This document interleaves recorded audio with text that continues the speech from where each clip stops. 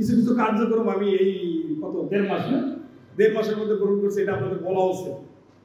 সেটা হলো যে ভোলাতে একটা সার কারখানার জন্য দেখলাম যে একটা সিডি দিয়ে বসে আছে, এটার কোনো খবর নাই।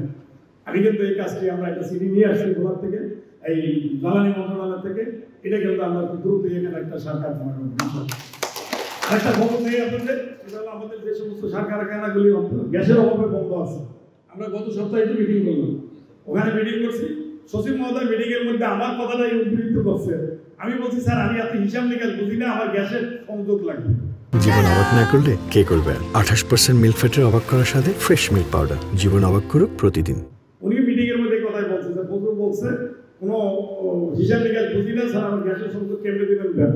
এটা আমার মনে হয় দ্রুতই এটা এই সংযোগটা পেয়ে যাবে। এটা পাইলে আমি যে জিনিসটি চাচ্ছি, এটা কেন আমি এটা নিয়ে এত হইচই কেন করতেছি, কারণ আমি বিদেশ থেকে আসলে সারা আমদানি করতে চাচ্ছি না, বুঝছেন? এই আমদানি করে এই যে আমার ভাইরা যে সমস্ত জায়গাতে কষ্ট করে যে ডলার পাঠান, এই ডলারটা আমি দিয়ে এই সমস্ত কাজ করতে চাইছি। আমি এখানেই করতে চাই। এখানে যদি আমি একটা নতুন সার কারখানা করি, আমার যে সার কারখানাগুলি মানে আমরা রিজেনারেশন করি, এমআরআই করি, এটা করলে কি হবে, আমার এখানে অনেকগুলি লোক কাজ করবে।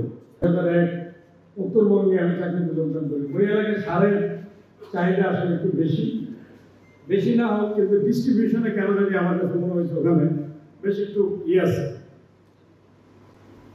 আমি বিসিআইসি চেয়ারম্যান হিসেবে গত মে মাসের 18 তারিখে যোগদান করছি। 1.5 মাসের মতো হয়েছে আমার। 1.5 মাসের মধ্যে আমি যেটা বুঝতে পারলাম আর কি, সারের উৎপাদন এবং ডিস্ট্রিবিউশন এটা আসলে খুবই বিতরণ যে পদ্ধতিটা, এটা খুবই একটা জটিল প্রক্রিয়া। তবে কেউ যদি আন্তরিকতার সহিত এই কাজটি করতে চায় তাহলে অত বেশি আসলে কঠিন কিছু না। এর মধ্যে যদি অন্য কোনো ঝামেলা না থাকে।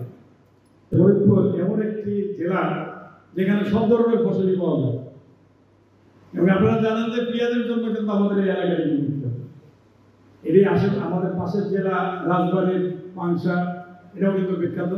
আবার মানিকগঞ্জের ভিক্কা বা এই সমস্ত এলাকা দিয়ে কিন্তু পেঁয়াজের বীজের জন্য বিখ্যাত। আমাদের এলাকায় এক সময় এখনো হয়, এটা হলো যে কালো পেঁয়াজের দানা যেটাকে বলে, এটা কিন্তু খুবই এবং আরও খবরটা হলো যে আমাদের সদরপুর উপজেলাতে আমাদের ইউনিয়নের মধ্যে একটি জায়গা আছে পেঁয়াজখালী বাজার, পেঁয়াজের জন্য কিন্তু পেঁয়াজখালী বাজার, এটা কিন্তু পেঁয়াজের জন্যই